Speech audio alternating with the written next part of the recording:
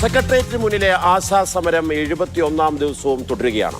ആശമാർക്ക് പ്രത്യേക അലവൻസ് പ്രഖ്യാപിച്ച തദ്ദേശ സ്ഥാപനങ്ങളെ ആദരിക്കുകയാണ് ആശാപ്രവർത്തകർ. ഇപ്പോൾ സെക്രട്ടേറിയറ്റിന് മുന്നിൽ ആതിര പുതുവയിൽ നമുക്കൊപ്പം ചേരുന്നുണ്ട്.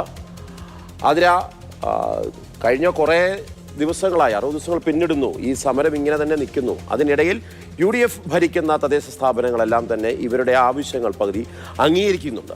അതിനുള്ള ആദരവാണ് ആശാസമരന്മാർ നടത്തുന്നത്. സമരം ഇങ്ങനെ തന്നെ മുന്നോട്ട് പോകുമ്പോൾ ഇനി തുടർ നടപടികൾ എന്താണ് എന്നുള്ള കാര്യത്തിൽ എന്തെങ്കിലും തീരുമാനമായിട്ടുണ്ടോ? മുഖ്യമന്ത്രി എപ്പോഴും ഞങ്ങളെ കാണുമ്പോൾ പറയുന്നത് പക്ഷേ അത്തരത്തിലുള്ള സമീപനം ഉണ്ടാകുന്നില്ല രാപ്പകൽ സമരം 71 നിരാഹാര സമരം 33-ാം ദിവസമാണ് തുടർന്നുകൊണ്ടിരിക്കുന്നത്.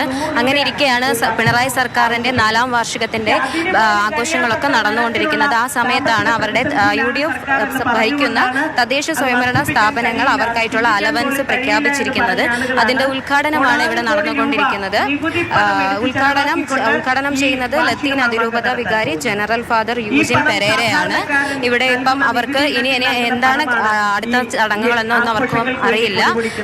പിണറായി സർക്കാർ അവരെ ഇനി സഹായിക്കുമോ, ഇനി അതിനായിട്ടുള്ള യോഗങ്ങൾ വിളിക്കുമോ എന്ന് അവരോട് തന്നെ ചോദിക്കേണ്ടി വരും. സമരം മാന്യമായ രീതിയിൽ ഒത്തുതീർപ്പാക്കണം. അവർ വയ്ക്കുന്ന ഡിമാൻഡ് അംഗീകരിച്ചുകൊണ്ട് 71-ാമത്തെ ദിവസമാണ് സെക്രട്ടേറിയറ്റിന് മുന്നിൽ ആശാവർക്കർമാരുടെ സമരം തുടരുന്നത്.